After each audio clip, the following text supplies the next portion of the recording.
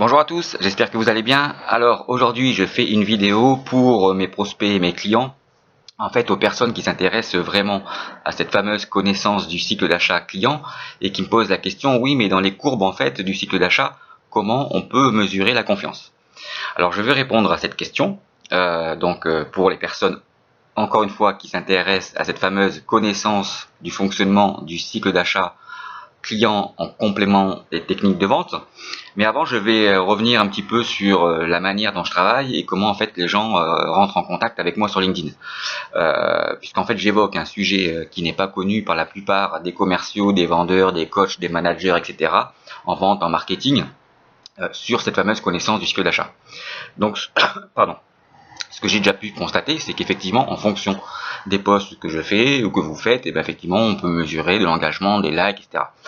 Donc, c'est pas quelque chose moi qui est très important, puisqu'en fait, je parle d'un sujet donc que les gens ne connaissent pas, qui est parfois même dérangeant pour certains experts en vente, en coach de vente, etc., qui ne connaissent pas ce sujet. Et en fait, quand je les challenge là-dessus par rapport à leur niveau d'expertise, effectivement, on se rend compte qu'il y a des différences. Bref, moi je suis pas là en fait pour dénigrer des coachs de vente ou des gens en fait qui sont sur LinkedIn, parce qu'en fait ils essayent de vendre leurs prestations et leurs services, leurs produits de formation, etc. par rapport à ce qu'ils font, et les dénigrer frontalement, ça serait aussi dénigrer quelque part le métier du vendeur.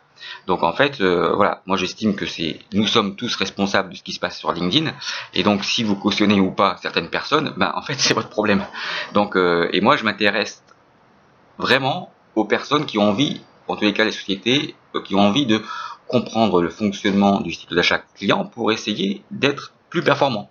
C'est tout. Et comme la majorité, et à travers donc les plus de 1500 analyses que j'ai réalisées sur cette fameuse connaissance du test du cycle d'achat, 93-97% en fait des gens se trompent, et en se trompant, en réalité, ça remet en considération certaines formes de leur connaissance et même ça atteint leur ego. Et donc s'ils ne veulent pas changer par rapport à ça, c'est pas mon problème.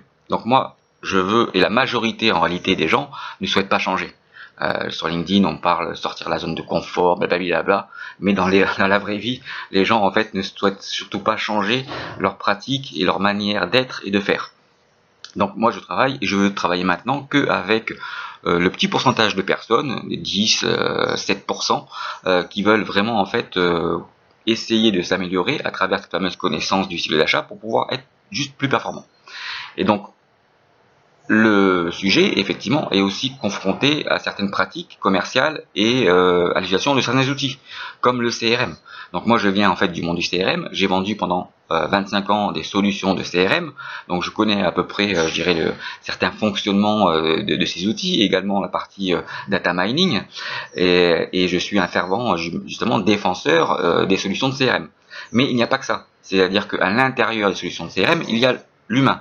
En fait, moi, j'ai constaté que malgré le fait que les commerciaux utilisent des CRM, leur niveau de performance n'est pas forcément meilleur. Pourquoi? Parce que justement, dans les CRM, la dimension du cycle d'achat client n'est pas intégrée. Et en fait, un CRM, c'est quoi? En fait, un CRM, c'est un endroit où vous allez pouvoir effectivement intégrer beaucoup de data, des données. Et en fait, c'est un petit peu comme ce pavé, vous voyez. Donc en fait, à travers donc la saisie des données que font les utilisateurs, ça va venir enrichir votre donnée, à travers l'intégration donc de données externes, des API, etc. En fait, votre CRM va être un endroit où vous allez pouvoir stocker des données. Et à travers et en fonction des outils que vous utilisez, vous pouvez faire de l'analyse multidimensionnelle de ces données. Donc en fait, ce sont des outils qui vont pouvoir faire aller à l'intérieur, donc forer en fait ces data, et en fait vous allez pouvoir les analyser en fonction de l'analyse multidimensionnelle que vous pouvez en faire. Mais malheureusement, ces outils, ou en tous les cas à la fin pour les commerciaux, les directions générales, les directions commerciales, à la fin en fait on veut des tableaux de bord et des reporting. Et il est impossible de pouvoir faire, gérer de l'analyse multidimensionnelle dans une restitution horizontale et verticale des tableaux de bord que l'on peut avoir. Donc en fait c'est là toute l'ambiguïté, je dirais, de l'analyse de la performance commerciale, c'est qu'on essaye d'analyser des comportements, de la dimension humaine, etc., dans des tableaux de bord qui vont être en fait des visions horizontales et verticales, et en fait qui seront à la fin que des chiffres. Donc là, en fait, comment on peut vraiment être en mesure de comprendre réellement ce qui se passe dans la vente sans prendre en compte cette dimension humaine dans les relations commerciales que nous pouvons avoir les uns et les autres ou dans une relation B2B. Et donc, par rapport à ce que je fais, effectivement, donc, j'évoque un sujet qui n'est pas connu, le cycle d'achat client, et les prospects que je rencontre, les clients que maintenant je commence à avoir, j'ai constaté qu'ils font ils vont sur LinkedIn, ils regardent les posts, tiens, de quoi ils parlent, tiens, ça a l'air, ils parlent pas de la même chose, de la même manière que les autres coachs, que les autres. Non, c'est vrai, je parle pas de la même chose, je ne suis pas directement concurrent de ces personnes-là, qui restent dans des méthodologies, je dirais, commerciales traditionnelles. Après, c'est encore à vous, une fois, de choisir. Hein. Vous avez le droit d'accepter ce qu'ils vous disent pour reconforter votre savoir-faire. Et moi, j'essaye justement d'aller sur une autre dimension pour effectivement intégrer cette fameuse connaissance du cycle d'achat dans la relation commerciale. Et les deux, en fait, fonctionnent ensemble. C'est ça qui est en fait compliqué à comprendre au départ, et en fait c'est pour ça que je fais des formations, et dans les formations que je fais, c'est vrai que la première partie, j'explique un petit peu les évolutions des techniques de vente, l'histoire, etc., cette dimension un petit peu donc d'évolution pour essayer de comprendre ce qui est en train de se passer actuellement.